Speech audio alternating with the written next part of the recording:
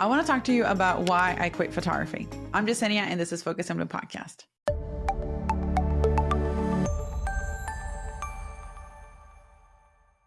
Since I started the podcast, when I started the podcast in my business almost 10 years ago, I was solely focused on being a wedding and portrait photographer, fashion photography.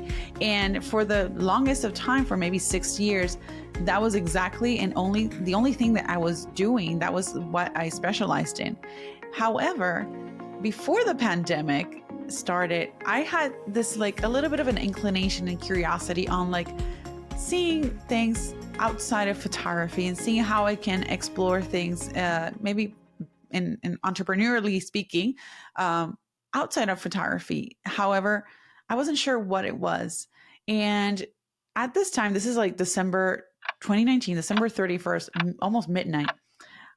My husband's sleeping. The dogs are sleeping next to me on the couch, and I am on my computer writing ideas. And this is where the name Focus and Bloom was born. And I need to give you a little bit of a backtrack. I'm going to put a cue, rewind sound effects here.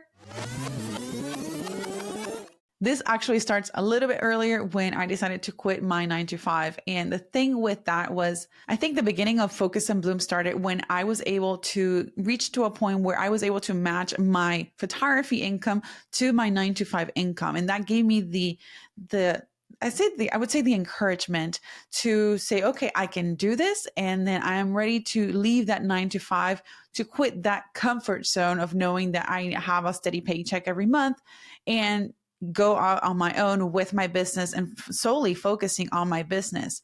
And that actually is part of what Focus and Bloom means. The term Focus and Bloom, or the name, comes out with a mix of two things. One was focus because the tie to photography, and bloom because I loved plants. And at that time I had about 100 plants. No joke. Seriously. So I wanted to mix both of that, but not just be a name. I wanted it to mean something more. So, when you focus on your things, think about a plant. So plants, when they focus their energy in one area, that's where they bloom. That's where you see new growth. And that's sort of what I wanted to create with the name Focus and Bloom. And that's sort of what has inspired everything afterwards. It wasn't just changing the name and going full time with my business. It was creating something that would become the base to something that could leave a legacy, something that would mean something, that had a purpose. And that was part of that transition of me figuring out what was going to be life after photography. But I actually didn't know it at this time. So we know what happens in 2020, things start shifting, and my photography business stopped because I was doing weddings, and what happened, and we stopped doing things outside, and things shifted significantly. So at that same time, I started working more on marketing with nonprofit organizations, and I started learning more about this, and I figured, this is kind of interesting, but I wasn't sure if that was going to be the next step. And I think part of me was also still, tied to photography. I didn't want to let it go. So this pivot of moving away from photography and going full on with video podcasting and coaching was a shift that took about 3 years. So if you're in that moment, if you find yourself in that moment where you're thinking that you're going to be pivoting and you're not sure, it's okay. Know that it's okay to not know what's going to be happening tomorrow, to not know how it's going to go. If in this new journey or venture that you're doing, in this new pivot, letting go can be really hard. And everything started with photography. So I picked up a camera in 2005, and the camera kind of became part of my arm, an extension of me and who I was. And seeing my identity tied to photography may have not been the ideal thing, but because I wasn't limited to that and to the camera. And the same as you're not just limited by the thing that you are doing, what you're doing. There's more potential to that. We all have more potential. It's just being able to feel comfortable to letting go of that comfort zone, and then embracing the unknown and embracing something new and different. And I was struggling with letting go of photography. So that pivot took a long time. So I went from wedding photography to branding, and then from the branding photography. And then from there, I started incorporating a little bit more of those coaching services. And that went really well. As I was pivoting, I was able to book clients and everything. So I was doing something that was sort of moving me into that next phase. And I felt like it was my next phase, still tied to photography. At this very time where Focus and Bloom, the name is born, the podcast Focus and Bloom is also created. And this wasn't just an overnight thing. This wasn't just from the stroke of midnight, New Year, here we go, we have a podcast. I knew that I wanted to do something different. And it took me 6 months to realize that different thing to do was to do a podcast. Because part of what I was thinking when I left that 9 to 5 was, well, I want to pick back up my YouTube channel. I had done so many tutorials on photography and whatnot, but I wasn't sure if that was what I needed to do to get into this new phase. I knew I wanted to do something that was educational and that had value, that could help other people. I wasn't sure if continuing my YouTube channel as I was doing it was the answer. So 6 months later, Focus and Bloom is born, and Focus and Bloom podcast is born. And I published my first podcast episode around March 2020. And that first season was weird. I got burnt out really quickly, which is very common in a lot of podcasters. And after maybe 20 episodes, I stopped. And then I picked it up later, a couple of months later. And then I only created a second season of 5 episodes. I started already embracing video. I was burnt out and it was too much, but I was falling in love with podcasting.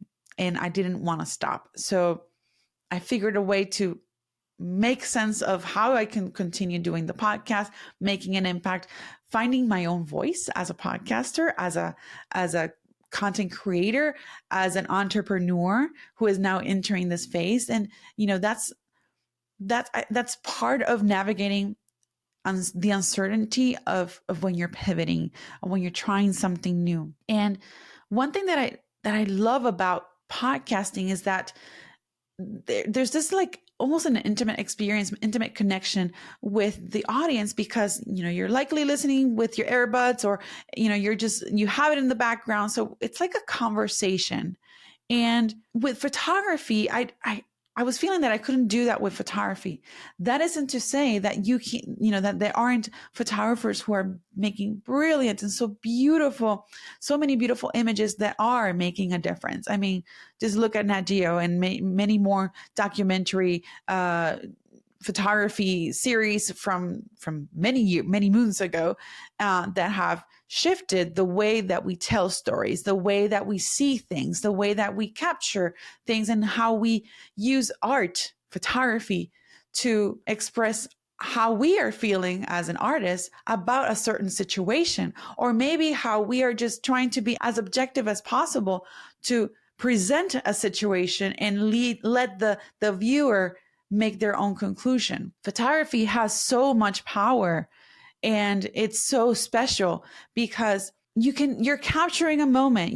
I know this sounds super cliche. I know, but really you are capturing a moment. And, I recently found out about a dear client of mine who passed, and we had been able to connect many times on many projects, from, headshots to wedding photos, and finding about her passing it kind of hit me a little bit, because there's this invisible link that you create whenever you're capturing a person's photo. It's like this essence. It's like this connection. You are freezing a moment in time. I know, again, this is so cliche, but you are freezing a moment in time. You made history with that image, and it's history in their lives and in your lives too, again, because we are influenced and impacted by not just our own thoughts and our environments, but everything around us is influencing us. And using photography as that medium, as that way to capture life, is very special. So you can see why I didn't want to leave photography, why I was still feeling like I didn't want to let go, but I still felt that the mic, speaking to the mic, has so much more power in speaking your voice, speaking my voice, sharing a thought, sharing an idea, sharing an experience. Because entrepreneurship can be very lonely. But even if you're creating a podcast just for the sake of creating, something for fun as a hobby, it's a creative outlet. So, if you can use art to make an impact, why not? Right. So I knew that I had that present. I wanted to make something that would create an impact and maybe leave a legacy. I don't know. I one of the things, I guess, as you're getting older, I'm about to turn 40 into next year. So I am like thinking not just about the future, not about like, oh, what's coming up in my next 5 years, which, by the way, I hate that question. I'm thinking about not just my career in the next 5 years. I'm thinking about, what am I leaving behind? What is my legacy? How am I going to impact? And I think that's what I want you to, if you're listening, if you're an entrepreneur, you're a podcaster, thinking about becoming a podcaster, thinking about launching your YouTube channel, think about the legacy that you can leave behind with the things that you're creating and you're sharing. Obviously, I'm talking about things that are positive. We want to make a positive impact in our community, in our environment. And what can you do by sharing your voice and by using a microphone?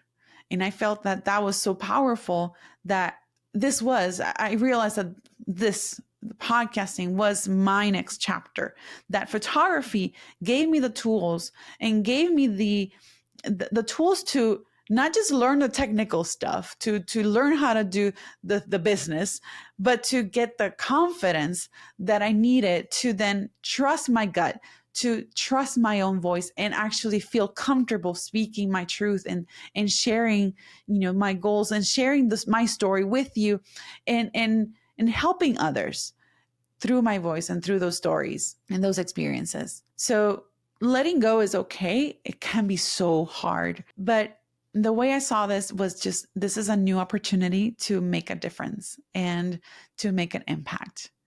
And as I'm thinking of the future, I just really am so grateful for every download, every listen, every play, every comment, every review that I've received for this podcast. We're about to reach 100 episodes later this July. It's also going to be the 10th anniversary of my business. So I felt that it was time to talk about this, about why I left photography. And definitely I'll do something special for my 100th episode. But I just wanted to say thank you. I wanted to share, the mindset behind why I shifted from photography into podcasting. And also one thing is, I didn't just say no to photography. I mean, I have been selling my gear, just to simplify things and to like remove the clutter. It's not that I'm just no longer taking pictures and no longer doing that. Photography will always be with me. And now I just get to do photography for myself, for my own fulfillment, for my own joy, for my own creativity.